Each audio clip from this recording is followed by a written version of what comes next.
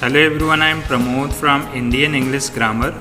So guys, Indian English Grammar के channel पर एक बार फिर से आपका स्वागत है। और जैसा कि आप देख पा रहे हैं कि इस चैनल पर आज मैं नरेशन के सीरीज़ में डे 7 के वीडियो में लेकर आया हूँ। इंट्रोगेटिव टाइप वाला जो सेंटेंस होता है उसका हम डायरेक्ट से इनडायरेक्ट कैसे बनाएंगे, जो विशेष रूप से यस नो क्वेश्चन टाइप में होता है उस सेंटेंस का हम डायरेक्ट से इनडायरेक्ट कैसे बनाएंगे। आज के वीडियो में हम इसी के बारे में खास करके बात करने वाले हैं, राइट। तो गाइज, सबसे पहले मैं आप लोगों को बता दूं, चाहे आप हिंदी मीडियम में हो चाहे आप इंग्लिश मीडियम में हो, आपके सामने जब भी डायरेक्ट में कोई ऐसा सेंटेंस आए जिसमें सबसे पहले ऑक्सिलरी वर्ब लगा रहे, राइट। ऑक्सिलरी वर्ब्स का मतलब सारे हेल्पिंग वर्ब जिसे कहा जाता है, चाहे वो इस आर्यम रहे, चाहे विल शाल रहे, चाहे आपका कैन कुड मे माइट कुछ भी रहे। ऑक्सिलरी वर्ब्स कौन होता है?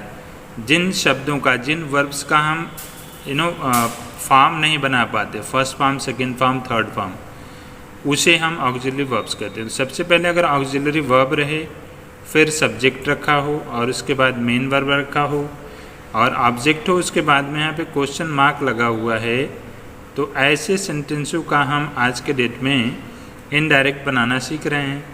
तो गैस, जब भी ऐसा कोई सेंटेंस आए तो उसका इनडायरेक्ट का जो ढांचा होगा, जो स्ट्रक्चर होगा, वो आपका दो प्रकार से हो सकता है, ठीक है। चाहे तो अच्छा, एक बात तो याद रखिए कि इसका जो इंट्रोगेटिव सेंटेंस होता है इनडायरेक्ट बनाते समय हम इसे अफर्मेटिव सेंटेंस में रखते हैं, कहने का मतलब असर्टिव सेंटेंस में, राइट ना। तो हम सबसे पहले क्या करेंगे, सब्जेक्ट रखेंगे, फिर यही ऑक्सिलरी वर्ब जिसको मैंने यहाँ पे हेल्पिंग वर्ब लिख दिया हुआ है, और उसके बाद में मेन वर्ब रखेंगे, उसके बाद में ऑब्जेक्ट रखेंगे। ये तो हो गया ऐसा सेंटेंस जिसमें हेल्पिंग वर्ब और मेन वर्ब दोनों रहता है, ठीक है। और अगर ऐसा सेंटेंस आए जिसमें हेल्पिंग वर्ब रहे लेकिन मेन वर्ब ना रहे, तो उसके लिए आप ये केवल तीन चीज़ें ही रखेंगे। दोनों का एग्जाम्पल मैं आपको अभी आगे देने वाला हूँ और सबको विधि पूर्वक एक एक करके समझाऊंगा। अब आप किसी छोटी क्लास में हो या बड़ी क्लास में हो, इससे कोई मतलब नहीं। अगर आप किसी कंपटीशन के एग्ज़ाम को भी देने जा रहे हैं तो भी यह सारा का सारा डिटेल आपके लिए हर क्लासेस, हर कंपटीशन के एग्ज़ाम के लिए बेनिफिशियल है। मतलब कहीं से भी कोई इसके द्वारा आपको काट नहीं सकता। अगर आप इसे अच्छे ढंग से समझ लेते हैं तो 100% इससे आपसे सफलता मिलेगी और सारी जगहों पे आपका सब कुछ राइट होता जाएगा, राइट। तो गाइज, इसको समझने के लिए हमें सबसे पहले एक चीज़ आनी चाहिए कि हमें इंग्लिश लिखा हुआ है तो उसका हिंदी भी जोड़ा हमको आना चाहिए, राइट। अगर हिंदी आपको आता है बराबर तो फिर आप इसे जल्दी समझ पाएंगे। अगर आपको केवल इंग्लिश आती है और हिंदी समझ में नहीं आता, मीनिंग समझ में नहीं आता, तो थोड़ा समस्याएँ हो सकती हैं। फिर भी मैं कोशिश करूंगा कि जो हिंदी मीडियम के स्टूडेंट हैं वो भी आसानी से इसको समझ सकें, राइट। तो आइए अब हम एग्ज़ाम्पल की तरफ चलते हैं और एग्ज़ाम्पल को देखते हैं। इसमें 4-5 एग्ज़ाम्पल मैंने दिया हुआ है हर प्रकार का, ताकि आपको किसी भी तरह की समस्या न हो। तो सबसे पहले हम देख लेते हैं, एक सेंटेंस यहाँ पे रखा हुआ है, ऐसे ही सारे सेंटेंस रहेंगे। मैं सिर्फ ये चेक कराना चाहता हूँ कि क्या ये सेंटेंस जो है वो इस बेस पर रखा गया है। तो याद रखें गाइस कि जो हमारा रिपोर्टिंग वर्ब वाला जो सेंटेंस होता है, ये तो किसी भी सिंपली अफर्मेटिव फॉर्म में या असर्टिव सेंटेंस के फॉर्म में ही हमेशा आपको मिलेगा। लेकिन जो इन्वर्टेड कॉमा के अंदर वाला होता है, जिसे हम रिपोर्टेड स्पीच कहते हैं, वह आपका इस फॉर्मेट पर होना चाहिए, इस स्ट्रक्चर पर होना चाहिए। तो देखिए, हमने देखा कि सबसे पहले हम क्या रखे हैं, ऑक्सिलरी वर्ब रखे हैं, फिर हमारा सब्जेक्ट है, फिर हमारा मेन वर्ब नहीं है बल्कि ये ऑब्जेक्ट की ओर रखा गया है। कहने का मतलब यह है जो आपका सेंटेंस है इसमें हमारा मेन वर्ब तो यहाँ पे रहना चाहिए, लेकिन इसमें मेन वर्ब नहीं है। मेन वर्ब का मतलब जिसका हम 5 फॉर्म बना सकते हैं उसे हम मेन वर्ब कहते हैं, राइट। तो जब ये है आपका, तो इसको हमने इस बेस पे रखना है। तो पहले चेक कर लेते हैं कि इनडायरेक्ट हमारा इस बेस पे रखा है या नहीं। अभी हम इसकी बात नहीं कर रहे हैं, ये हमारा यहाँ तक ख़त्म कर दीजिए। बाकी हम आते हैं यहाँ पे, देखते हैं कि क्या हमारा ये इन्वर्टेड कॉमा के अंदर वाला जो सेंटेंस है वो इस बेस पर रखा है या नहीं। अगर इसमें मेन वर्ब नहीं है तो यह इस बेस पर होना चाहिए। तो देखिए, क्या इस बेस पर इनडायरेक्ट सेंटेंस रखा गया है। जी बिल्कुल, आप देखेंगे सबसे पहले सब्जेक्ट रखा गया है, फिर आपका वर्ब रखा गया है, यहाँ यही आपका मेन वर्ब के रूप में काम कर रहा है, बिकॉज यहाँ पे मेन वर्ब नहीं है तो ये ऑक्सिलरी वर्ब ही यहाँ पे मेन वर्ब का काम कर रहा है। उसके बाद हमने ऑब्जेक्ट को रख दिया है। ये इसका मतलब ये हुआ कि यह सेंटेंस जो है आपका इस स्ट्रक्चर पर इनडायरेक्ट में रखा हुआ है। अब आइए हम समझते हैं कि इसको कैसे चेंज करेंगे। बाकी ये कैसे चेंज करेंगे ये तो हमने समझ लिया कि टेंस के अकॉर्डिंग हम ये चेंज कर देंगे, ठीक है। जैसे टेंस का कैसे परिवर्तन होता है ये आप पिछले वीडियो में जाकर देखेंगे तो उसके अनुसार आप टेंस के रूल्स को जान जाएंगे, तो उससे आप टेंस चेंज कर लेंगे, राइट ना। ऑब्जेक्ट कैसे बदल रहा है ये भी सारे कुछ आप उसके रूल्स के हिसाब से, जनरल रूल्स के हिसाब से चेंज करेंगे, ठीक। अब हम ये देखेंगे कि आखिर ये जो चीज़ें हैं ये कैसे चेंज हो रही हैं। तो गाइज सबसे पहले तो आप ये जान जाओ कि 100% कहीं पे भी आपको सेंटेंस मिलेगा तो आप एकदम याद कर डालो कि ये सिंपल है बिल्कुल। आप चाहो तो इस शॉर्ट तरीके से जान लो या मैं आपको अभी समझा के पूरा बता रहा हूँ उससे भी जान लो।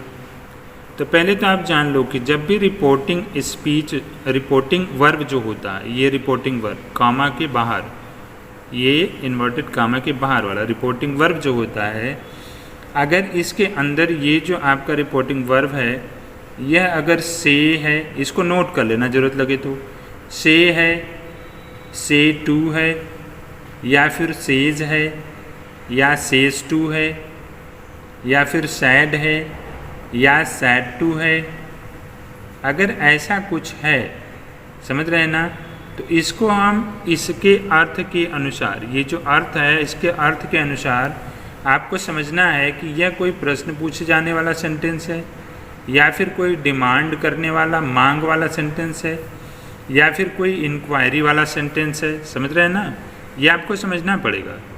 तो अगर ऐसा लग रहा है तो आप क्या करेंगे, क्वेश्चन पूछा गया है तो उसके लिए आप यहाँ पे सैड टू या जो भी आपका ये सेज, सेज टू, सेज, सेज टू या सैड, सैड टू है उसको हम चेंज करेंगे यहाँ पे आस्केड में, राइट। अगर क्वेश्चन पूछा जा रहा है तो, अगर ये डिमांड है तो हम यहाँ पे आस्केड की जगह डिमांडेड लिखेंगे।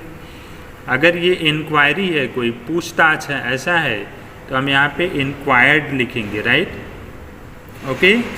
तो इस तरह से हम चेंज करके इसको रख सकते हैं। तो जो क्वेश्चन मतलब आस्केड होता है और या इंक्वायरी जो होती है वो दोनों एक ही चीज़ होती है, लेकिन डिमांड जो होता है वो बिल्कुल अलग होता है।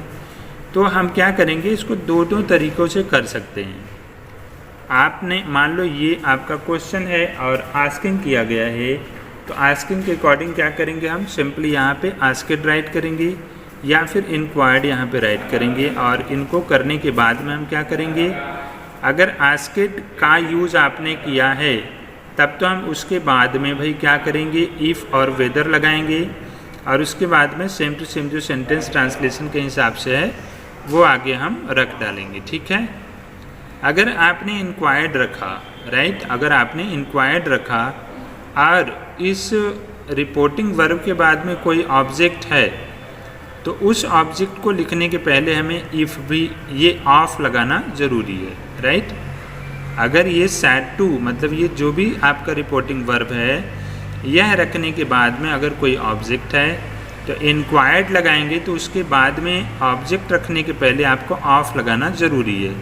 कोई भी सेंटेंस हो जो आपका इस मॉडल पर है, इस स्ट्रक्चर पर है डायरेक्ट, उसमें हम सिंपली ऑब्जेक्ट को रखने के पहले ऑफ ज़रूर लगाएंगे। तो यहाँ पे ऑब्जेक्ट है इसलिए हमने ऑफ लगाया, राइट ना, और ऑफ लगाने के बाद में हमने यहाँ पे ऑब्जेक्ट रखा। अब हम बात करें इफ़ या वेदर, तो इफ़ या वेदर में से कोई एक शब्द आप लगा लीजिए, चाहे आप इफ़ ही लगाइए चाहे वेदर लगा लीजिए, लेकिन कंपटीशन के एग्ज़ाम में अधिकतर वेदर ही लगाया जाता है, ये बातें आप याद रखिएगा, ठीक है। अब बाकी चाहे आप इस तरीके से इनडायरेक्ट बना लो चाहे आप इस तरीके से इनडायरेक्ट बना लो, कोई दिक्कत नहीं है। तो जब यहाँ पे ऑब्जेक्ट है तब तो हम भाई यहाँ पे ये वाला लिखने से पहले, इंक्वायर्ड लिखने से पहले ऑफ लगाएंगे, लेकिन अगर यहाँ पे ऑब्जेक्ट नहीं है तब फिर हम क्या करेंगे, इंक्वायर्ड ही केवल रखेंगे, जैसे आप दूसरे वाले एग्जाम्पल में देखेंगे। सबका फार्मूला स्ट्रक्चर एक ही है। दूसरे वाले एग्जाम्पल में आप देखेंगे यहाँ सी सैड है, ऑब्जेक्ट नहीं है, इसलिए हमने इंक्वायर्ड केवल रखा है और यहाँ पे हमने क्या किया, ऑफ का प्रयोग नहीं किया है ना। और यहाँ पे हमने क्या किया, फर्स्ट टाइप में यहाँ पे हमने आस्केड रख दिया है ना। और उसके बाद में इफ़ रखें चाहे वेदर रखें, बाकी जो ये फार्मूला है उसके हिसाब से देख लीजिए आप। ये जो हैड बिन प्रेजेंट है, तो प्रेजेंट जो है ओवरऑल प्रेजेंट एक वर्ब है, तो इसका मतलब ये जो सेंटेंस रखा गया है ये आपका, जब हम इसका इनडायरेक्ट बना रहे हैं तो ये इस वाले फॉर्मेट पे रखा गया है। ठीक है, सबसे पहले सब्जेक्ट रखे हैं, फिर हेल्पिंग वर्ब रखे हैं, फिर आपका मेन वर्ब है, और उसके बाद में ऑब्जेक्ट इसमें नहीं है इसलिए ऑब्जेक्ट नहीं रखा गया है। तो ये चीज़ें आपको कंफर्म हो गई। ये दूसरा एग्जाम्पल था।